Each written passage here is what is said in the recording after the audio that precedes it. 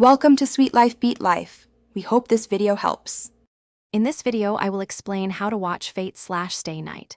First, understand there are three primary story routes: Fate, Unlimited Blade Works, and Heaven's Feel. Each offers a unique perspective on the Fifth Holy Grail War. You can begin with the original Studio Dean adaptation, or jump into the more modern Ufotable productions. Your choice depends on whether you prefer a classic introduction or a visually stunning experience right away. We will explore each option.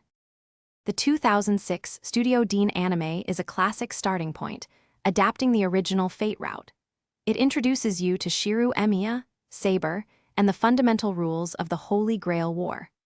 While its animation style is older, it provides a comprehensive introduction to the world and characters.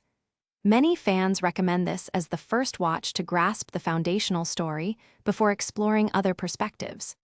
Next, we have the Ufotable TV series for Unlimited Blade Works.